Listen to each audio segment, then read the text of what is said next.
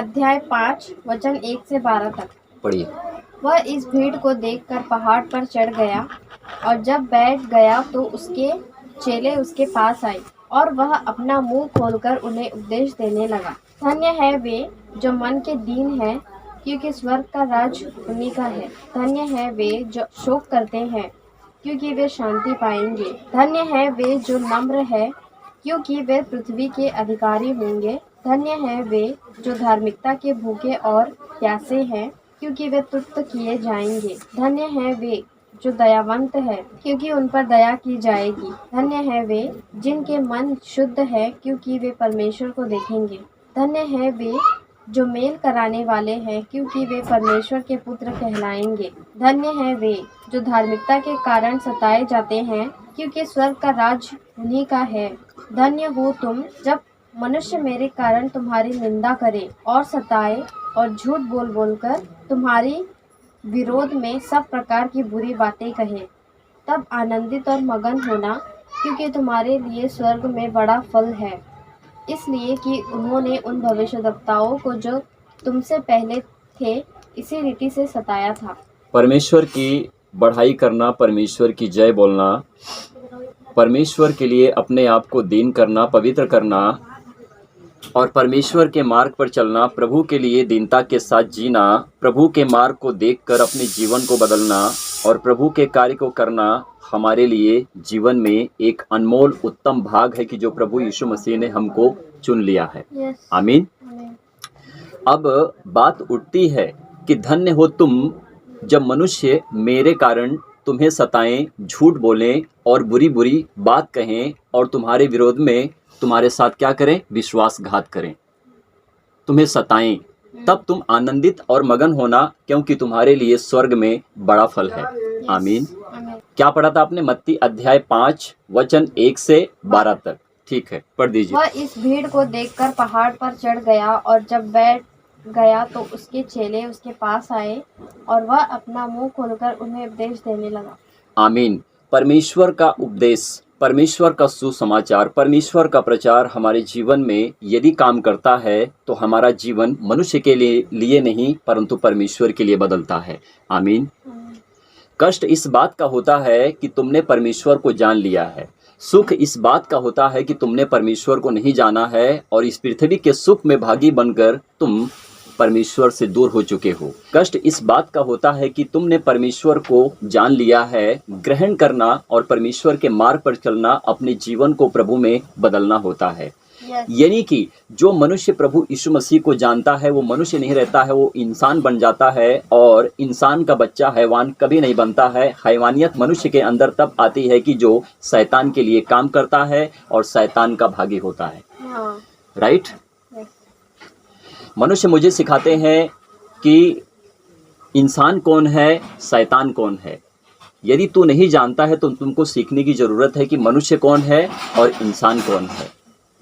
मनुष्य ऐसा निर्बुद्धि की तरह पशु सरीखा ठहरा हुआ है कि उसको कोई ज्ञान नहीं है। वो भटक चुका है अपने रास्ते, अपने मार्ग से। उसकी आंखें सब कुछ देखती हैं परंतु अपनी आंखों के ऊपर वो अंधकार की पट्टियां देखता है परंतु दिखाई नहीं देता है। इसीलिए वो अंधा हो चुका है, क्योंकि संसार की रीति से मनुष्य यदि काम करे तो संसार की रीति से शैतान के लिए वो अंधा बन चुका है, परमेश्वर के मार्ग से दूर हो चुका है। अब यहाँ पर प्रभु यीशु मसीह जब उपदेश परमेश्वर के वचन को देते थे तो वो कहाँ पर जाते थे?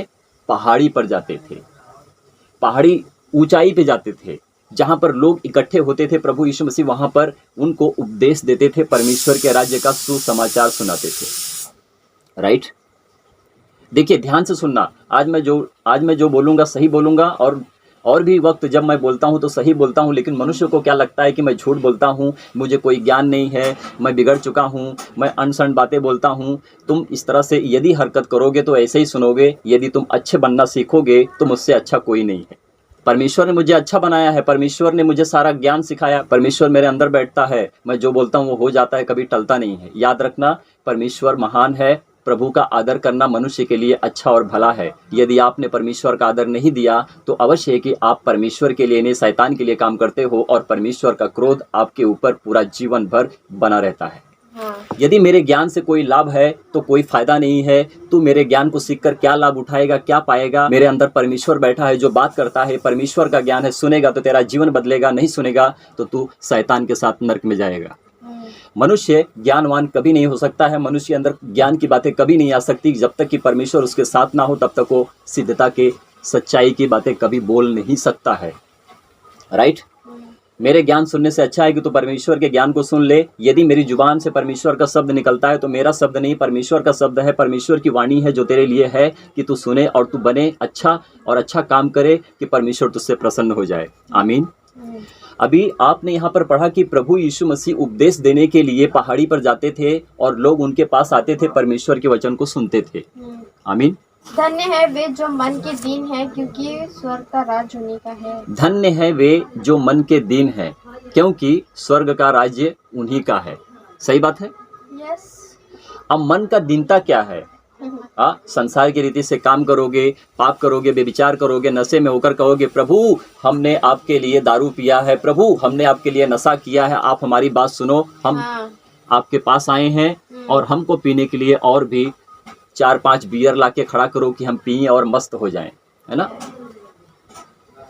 दुनिया में, संसार में लोगों की बातें इस तरह से हो चुकी हैं और लोगों को क्या लगता है कि जब हम बियर पीते हैं या दारू पीते हैं तो परमेश्वर हमारी सुनता है। परमेश्वर तुम्हारी सुनता नहीं। एक दिन परमेश्वर तुम्हारे पिछवाड़े पर डंडा मारेगा। परमेश्वर की डांट और परमेश्वर की कहर जो होती है वो धीरे धीरे आती है और मनुष्य को बर्बाद कर देती है।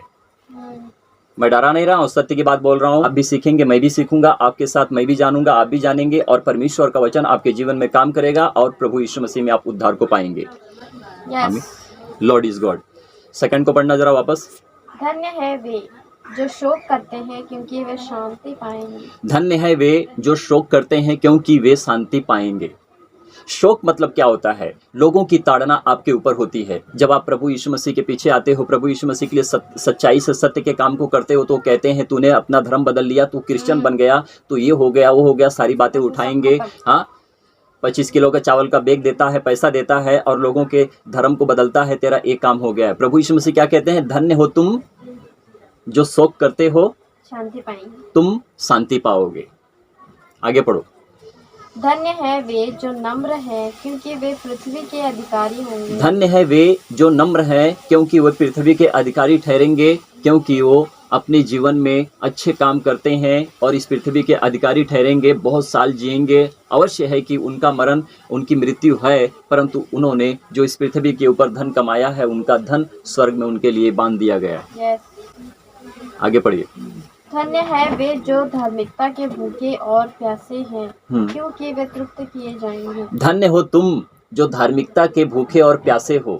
तुम प्रभु के लिए प्यासे हो, भूखे हो। तुम प्रभु के वचन के भूखे और प्यासे हो। तुम आत्मिक भोजन के भूखे और प्यासे हो। जो तुम प्रभु के लिए हर दुख सह लेते हो, जो तुम प्रभु के लिए ताड़नाओं को सह लेते हो, जो प्रभु के लिए मनुष्यों की दुर्दशा जो तुम्हारे ऊपर करते हैं उसको सह लेते हो। तुम मनुष्यों के जो तुम्हारे ऊपर आरोप लगाते हैं, झूठ बोलते हैं, हर प्रकार की बात तुम्हारे लिए खड़ी करते हैं, तुम उनको सह लेते हो क्योंकि परमेश्वर तुमसे प्रसन्न है।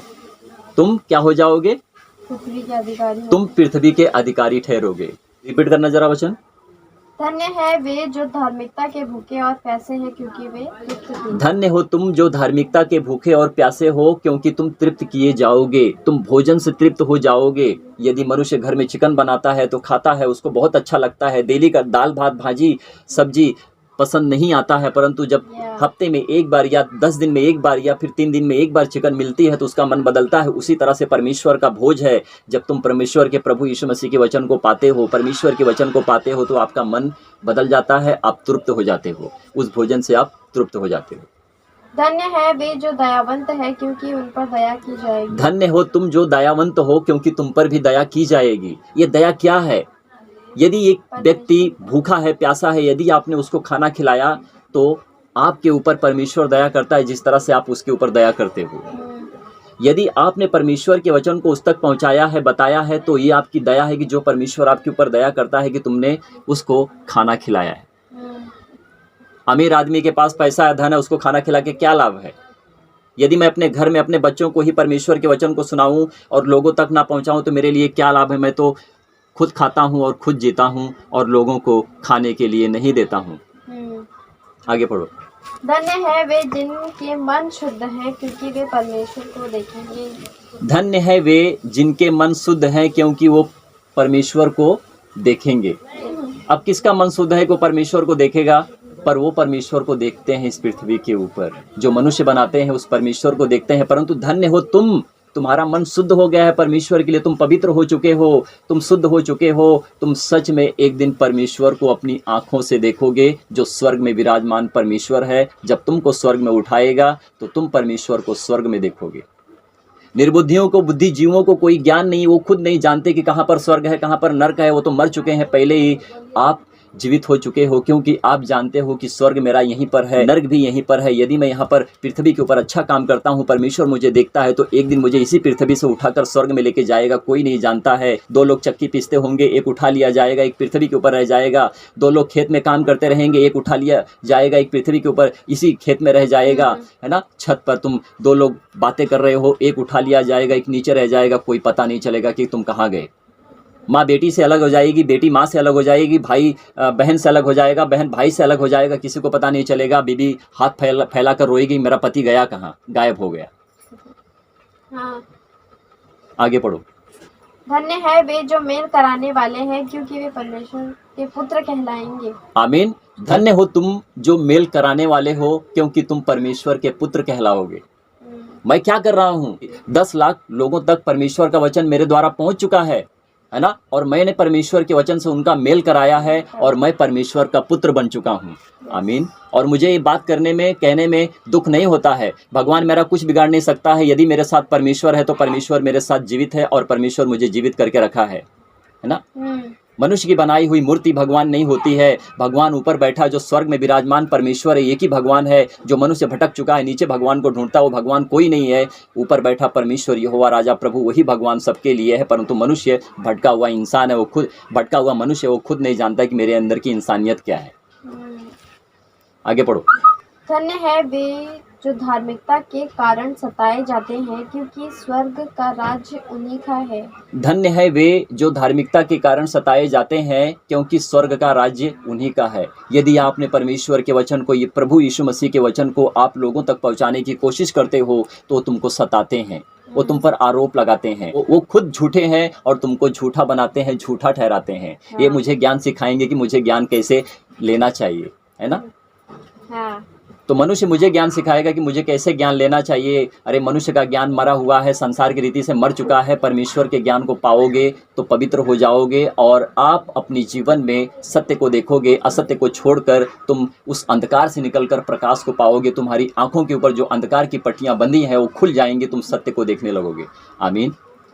आगे पढ़िए।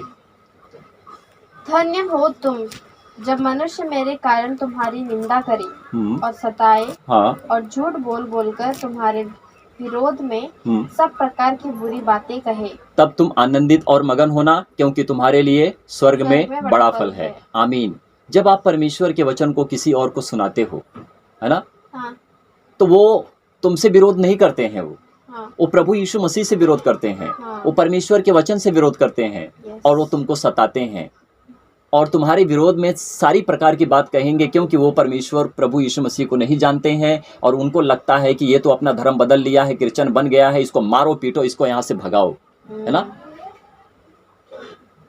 वो यही कह सकते हैं और कुछ नहीं कर सकते हैं। मनुष्य मरा हुआ है। मनुष्य इंसान बन नहीं सकता है जब तक कि वो प्रभु यीशु मसीह को ना जान ले और उसके अंदर की अच्छी इंसानियत उसके लिए नहीं परंतु परमेश्वर के लिए अच्छी ना भावे। राइट।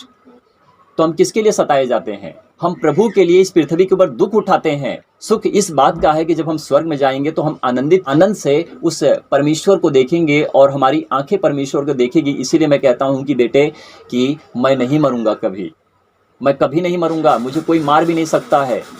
मेरी शरीर का घात कर सकते हैं वो, परंतु मेरी आत्मा का कोई घात नहीं कर सकता है। परंतु मनुष्य को समझने के लिए बहुत बड़ा ज्ञान है। ये अपने आप को बोलता है कि मैं कभी मरूंगा नहीं। अरे भाई, जिस तरह से तू मरेगा उसी तरह से मैं भी मरूंगा, परंतु तू शरीर से मरेगा, मैं आत्मा से कभी नहीं मरूंगा। परमेश्वर ने क्या कहा कि जो परमेश्वर के विरुद्ध में बात करेगा, परमेश्वर के विरुद्ध में जाएगा, उसकी आत्मा को, उसके शरीर को परमेश्वर नष्ट कर देगा, नरक में डाल देगा। परंतु जो कोई प्रभु के लिए अपने शरीर के ऊपर दुख उठाएगा इस पृथ्वी के ऊपर और स्वर्ग में जाएगा, उसके शरीर का और उसके आत्मा का कोई नाश करने नहीं पाएगा। प्रभु यीशु मसीह ने एक बात कही है, सत्य की बात कही है, मैं बता देता हूँ। प्रभु यीशु मसीह ने कहा कि जो अपने प्राण को बचाएगा, प्रभु यीशु मसीह ने क्या कहा कि जो अपने प्राण को बचाएगा वो उसे अवश्य खोएगा, जो मेरे लिए अपने प्राण को देगा वो अवश्य उसको जीवित पाएगा। आमीन।